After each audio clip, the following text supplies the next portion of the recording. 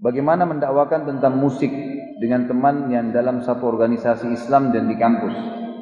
Begini teman-teman, dalam majelis ilmu seperti ini saya berharap teman-teman yang baru hadir atau yang sudah sering hadir pun sama. Kalau Anda sedang mendengarkan ceramah atau dosen ada yang menyampaikan di kampus Anda materi, dengarkan dulu. Positif ambil, negatif Anda punya hak menolaknya.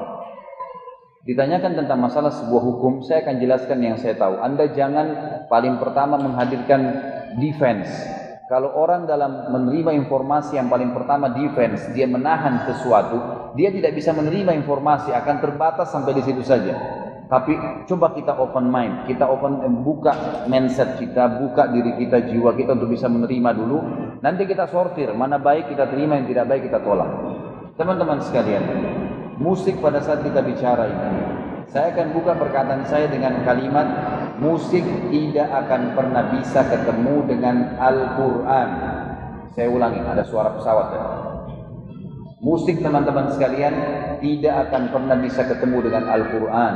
Kalau Anda masuk di sekolah tahfidz Al-Quran, yang paling pertama kalau gurunya benar, ikutin sunnah Nabi, dia akan bilang tiga hal. Jaga hubungan dengan Allah Subhanahu wa Ta'ala. Yang kedua, jangan dengarkan musik. Yang ketiga, jangan interaksi sama lawan jenis. Insya Allah ada teman saya 2-3 bulan hafal 30 juz. Tidak bisa ketemu antara musik sama Quran karena itu seperti air dan minyak. Anda coba praktekin, jangan dengar musik seminggu, lalu kemudian Anda dengarkan Al-Quran. Berat, syaitan goda, lawan. Dengarkan dengan terjemahannya. Setelah seminggu Anda lihat bagaimana ketenangan jiwanya. Sampai ada beberapa jemaah saya yang sudah meninggalkan, alhamdulillah, masa transisi dia tinggalkan, pindah ke Al-Quran, pindah ke ceramah. Suami istri, seorang pedagang Masya Allah yang sangat mampu di daerah Makassar, punya sekian gunung marmernya itu bisa habis sekitar 300 tahun lagi. Banyak sekali, luas, kaya raya. Dulunya luar biasa kehidupannya. Setelah ketemu alhamdulillah hidayah dari Allah SWT, ketemu saya di musim haji, lalu kemudian mengikuti ceramah terus sampai sekarang meninggalkan. Salah satunya adalah musik. Dia sama istrinya tidur di mobil, saya dijemput waktu di Makassar, kemudian saya ngobrol. Diputar di mobil ini Ustaz, ceramahnya Ustaz semua di ceramah saya, di mobil saya. Ini juga saya dengar tilawah. Saya tanya, tolong jawab saya jujur ya, kamu sama istri. Kebetulan lebih muda dari saya jauh. Saya bilang, kamu sama istri sekarang. Ya. Saya tidak bilang kamu, saya panggil nama dia ya, namanya si A lah. Saya bilang, si A sama istri, bagaimana perasaannya sekarang? Dengar ceramah, dari ceramah ke ceramah, dari ceramah ke tilawah, dan tinggalkan musik. Istrinya yang bicara dari belakang, Ustaz, dulu saya betul-betul hidup saya semua musik. Sekarang saya coba tinggalkan, dan setelah saya tinggalkan dan lari ke Al-Quran, sekarang malah saya berpikir, kok dulu saya bodoh sekali ya, mendengar sesuatu yang kadang-kadang saya tidak ngerti artinya, kadang-kadang berjam-jam saya menggoyangkan badan saya tidak jelas, dan seterusnya.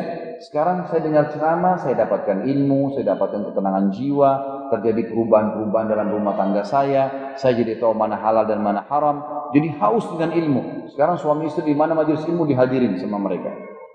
Abdullah bin Mas'ud radhiyallahu anhu, sahabat Nabi yang mulia, pernah ditanya tentang firman Allah. A'udzu billahi minasyaitonir rajim, wa minan nasi man yashri lahwal hadits yudillan nas an dzikr, yudillan nas an sabilillah. Ya.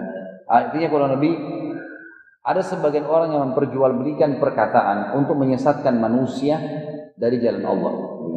Kata Ibnu Mas'ud, sahabat Nabi, demi Allah yang dimaksud adalah musik. Yang dimaksud adalah musik.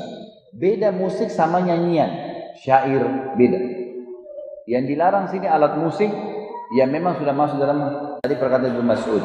Kecuali gendang dalam acara perkawinan perempuan sama perempuan dibolehkan. Ini ada hadis yang menjelaskan itu. Kalau lantunan suara yang indah, istri menghibur suaminya, seorang ibu menyanyikan anaknya, suara-suara lantunan yang baik memotivasi orang untuk berjihad, berperang di medan perang, atau misalnya menghibur kaum muslimin umumnya, tapi tidak menggunakan alat musik. Dalam arti kata, dia menggunakan kata-kata syair yang baik. Seperti misalnya, pernah ada orang yang menyetir ya, kalau kita sekarang supir sebenarnya, yang membawa unta Nabi SAW. Suaranya bagus sekali, namanya Anjasha. Orang ini namanya Anjasha. Anjasha ini kalau melantunin suara untuk syair, suaranya merdu merdu sekali. Saking merdunya sampai unta yang dia bawa itu ngayung-ngayungin kepalanya. Kebetulan unta yang dipegang oleh Anjasya ini dibuatin semacam geranda di atasnya, bisa naik 2 orang istri Nabi. Gitu kan? Waktu itu dibuatin agak besar, bisa naik 4 orang, sampai 4 orang istri Nabi SAW naik. Naiklah istri-istri Nabi ini, lalu Anjasya mulai menarik unta tersebut sambil melantungkan suara. Untanya mulai memainkan kepalanya sehingga goyang tuh. Waktu Nabi SAW melihat, Nabi mengatakan dalam hadis yang masyhur, ya, mahlan ya Anjasya bil kawarir. Hati-hati hai Anjasya dengan botol-botol kacaku. Tapi di sini kita lihat, selain perkataan romantis dari Nabi SAW kepada istrinya untuk membahasakan mereka seperti botol kaca, juga Nabi SAW tidak melarang Anjasya melantunkan suara. Cuman kalau terlalu merdu membuat untanya nanti jadi salah, itu kan sampai jatuh, makanya tidak boleh. Nabi SAW juga pernah mengajarkan kepada Aisyah kata-kata yang santun untuk disampaikan kepada wanita Ansar yang sedang menikah. Itu berbeda, lantunan kata-kata. Tetapi kalau sudah menggunakan alat musik tidak boleh dalam agama Islam. Maka ini Allahu a'lam. Dan sekali lagi saya kembali mengatakan, kembali kepada penyampaian. Tugas kita menyampaikan, selebihnya